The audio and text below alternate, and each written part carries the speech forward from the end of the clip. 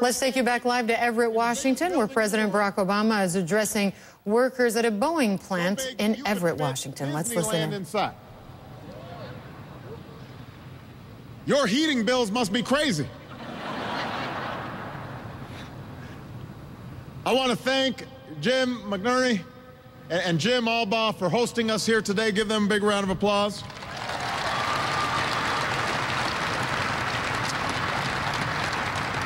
Your machinist leadership, Tom Buffenbarger, Rich Maholsky, Tom Roboleski, and SPIA President Tom McCarty are here. One of the finest governors in the country, Chris Gregoire, is in the house. And I want to thank the mayor of Everett, Ray Stephenson, for having us here today.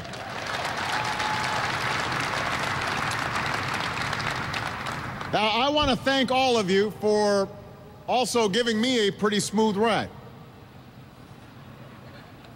As some of you may know, Air Force One was built right here in Everett 25 years ago. In fact, I met one of my guys that I met during the tour worked on the plane.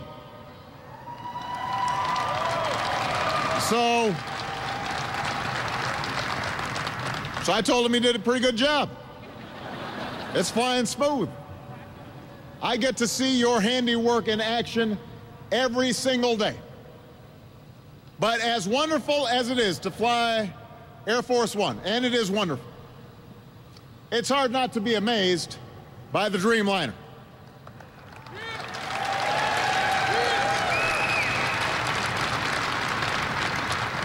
I noticed this one's going to United, one of our outstanding carriers, and I have to mention that just because I'm from Chicago, so I've got to give a few extra props there.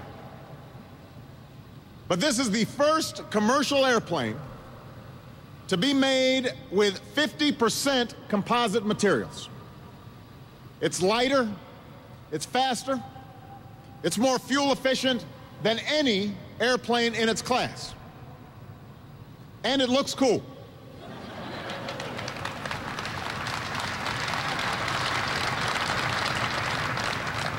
The Dreamliner is the plane of the future. And by building it here, Boeing is taking advantage of a huge opportunity that exists right now to bring more jobs and manufacturing back to the United States of America.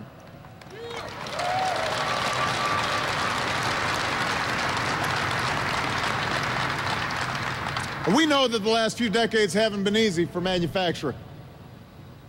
New technology has made businesses more efficient and more productive, and that's a good thing. That's what raises our standards of living. It means we can get better products for less. But that also means that companies need fewer workers to make the same amount of product as they used to. And technology makes it easier for companies to set up shop and hire workers anywhere where there's an internet connection. And so the result has been this transition process that's been incredibly painful for a lot of families and a lot of communities. A lot of communities that used to rely on a lot of factory jobs, they saw those shrink. They saw those get shipped overseas. Too many factories where people thought they'd retire left home. Too many jobs that provided a steady, stable life, a middle-class life for people, got shipped overseas. And look, the hard truth is, a lot of those jobs aren't going to come back because of these increased efficiencies. And in a global economy, some companies are always going to find it more profitable to pick up and do business in other parts of the world. That's just the nature of a global economy. But that does not mean that we've got to just sit there and settle for a lesser future. I don't accept that idea.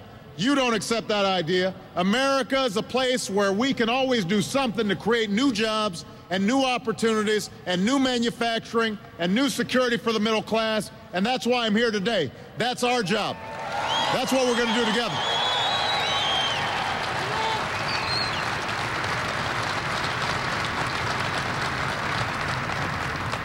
Now, just today, we actually took an important short-term step to strengthen our economy. Just before we got here, Congress did the right thing and voted to make sure that taxes would not go up on middle-class families at the end of this month.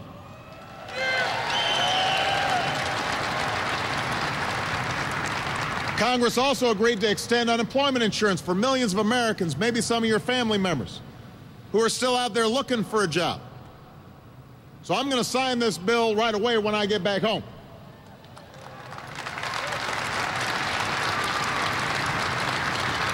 You guys may remember this middle-class tax cut's something I proposed in my jobs bill back in September. And because you kept the pressure on Congress, because you reminded people what it means to have 40 bucks taken out of your paycheck every week, it got done. This is a big deal, and I want to thank members of Congress for listening to the voices of the American people. It is amazing what happens when Congress focuses on doing the right thing instead of just playing politics. This was a good example, and Congress should take pride in it.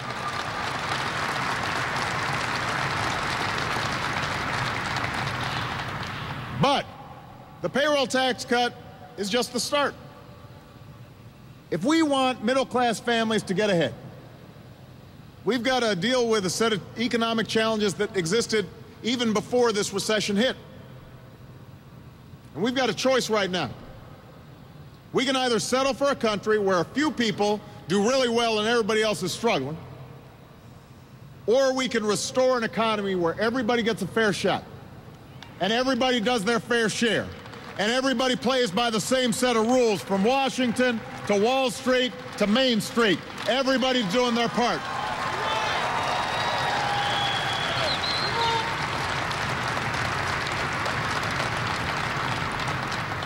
We're still recovering from one of the worst economic crises in 3 generations, the worst in our lifetimes for most of us. And we've still got a long way to go to make sure everybody who wants a job can find one, and every family can regain that sense of security that was slipping away even before this recession hit.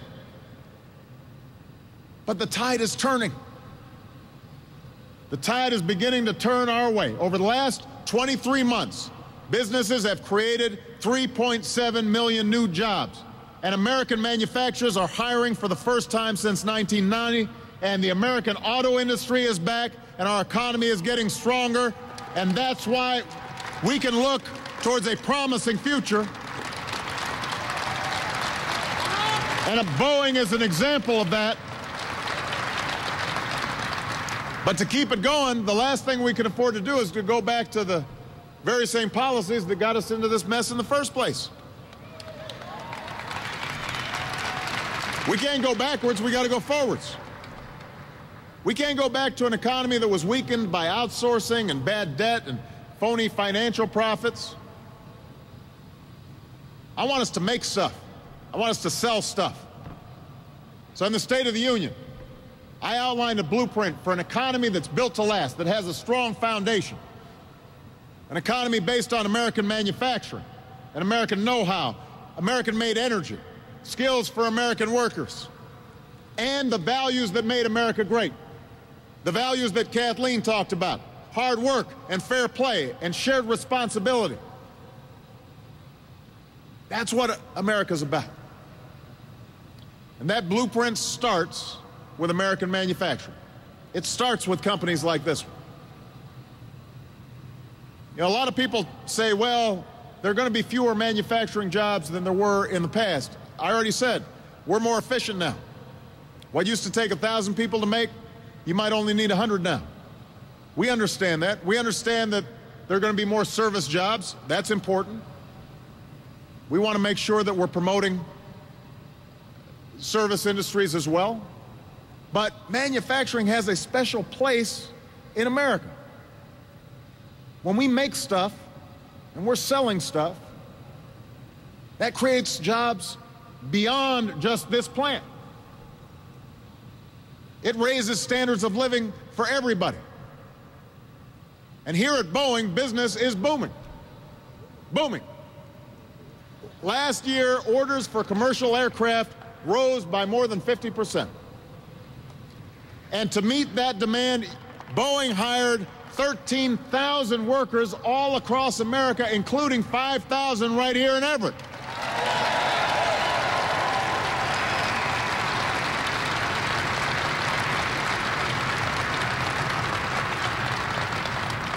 Now the biggest challenge is how to turn out planes fast enough. Jay, that's a high-class problem to have. So this company is a great example of what American manufacturing can do in a way that nobody else in the world can do it. And the impact of your success, as I said, goes beyond the walls of this plant.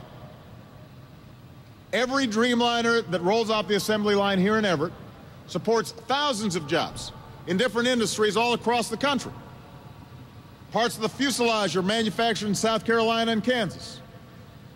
Wing edges, they come from Oklahoma. Engines assembled in Ohio. Tail fin comes from right down the road in Frederickson.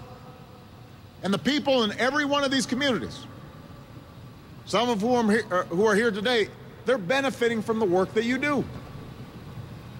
All those workers, they spend money at the local store. They go to restaurants. So the service economy does better because you're doing well.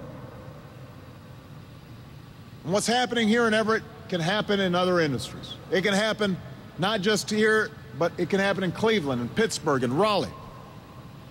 We can't bring every job back.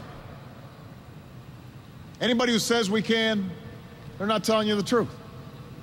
But right now, it's getting more expensive to do business in places like China. Meanwhile, American workers have never been more productive. And companies like Boeing are finding out that even when we can't make things faster or cheaper than China, we can make them better.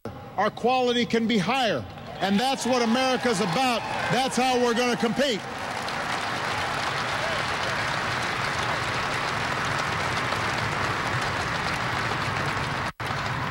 Now, during the State of the Union, I issued a challenge to America's business leaders.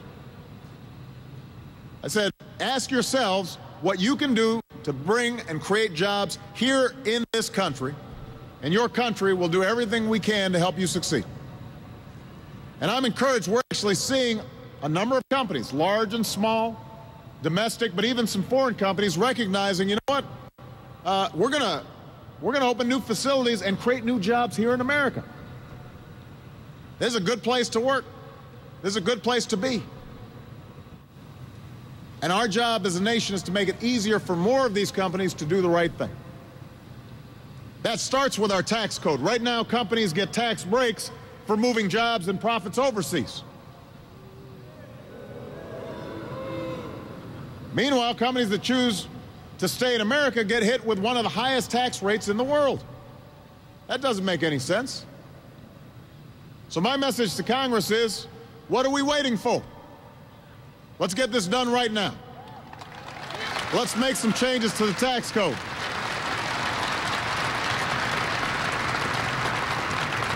And let's follow some simple principles. First, if you're a business that wants to outsource jobs, that's your choice, but you shouldn't get a tax deduction for doing it. That money should be used to cover moving expenses for companies that are deciding to bring jobs back home. That's who should be getting tax breaks.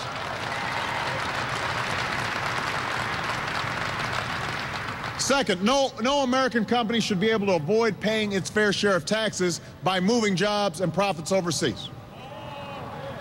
My attitude is every multinational company should have to pay a basic minimum tax. You should not have an advantage by building a plant over there over somebody who's investing here and hiring American workers. And every penny of that minimum tax should go towards lowering taxes for companies like Boeing that choose to stay and hire here in the United States of America. Number three, if you're an American manufacturer, you should get a bigger tax cut. And if you're a high-tech manufacturer, we should double the tax deductions you get for making your products here. And finally, if you want to relocate in a community that's been hard hit by factories leaving town, then you should get help financing that new plant, or financing that equipment, or training for new workers. Everett, it is time to stop rewarding companies that ship jobs overseas, reward companies that are creating jobs right here in the United States of America. Congress should send me these tax reforms. I'll sign them right away.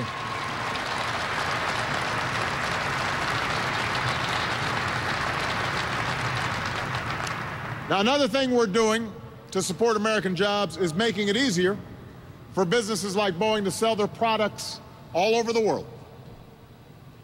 2 years ago, I set a goal of doubling U.S. exports in 5 years. We're on track to meet that goal. We're actually ahead of schedule. So last November, when I was in Indonesia, Boeing announced a deal with the help of the Export-Import Bank to sell more than 200 planes to one of the fastest growing airlines in the world. Boeing is one of the largest exporters in America. This was one of the biggest deals Boeing had ever done. Over the years, it will help support thousands of American jobs, including jobs here in Everett. So I tease Jay every time I see him. I said, I deserve a gold watch because I'm selling your stuff all the time. I will go anywhere in the world to open up new markets for American products. And by the way, I will not stand by when our competitors don't play by the rules.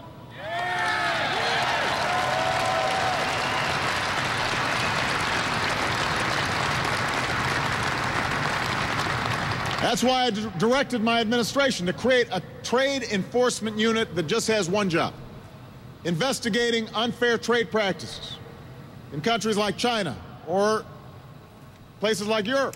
Well, just this week, the vice president of China was visiting the United States and, of course, met with President Barack Obama. And the trade relationship between these two countries, in many cases, thorny. Here you're listening to President Barack Obama in Everett, Washington. He's at a Boeing production facility addressing the workers and the machinists there and making several points about his plan to boost American exports abroad. Also, this is not the only thing President Obama is doing in Washington. He has several fundraising events for his re-election campaign. So we're going to leave that live event right now that is occurring in Washington State. I'm Hala Garani. I'm in for Brooke Baldwin this hour. Well, we are going to tell you about other interesting stories we are following this hour in our rapid fire.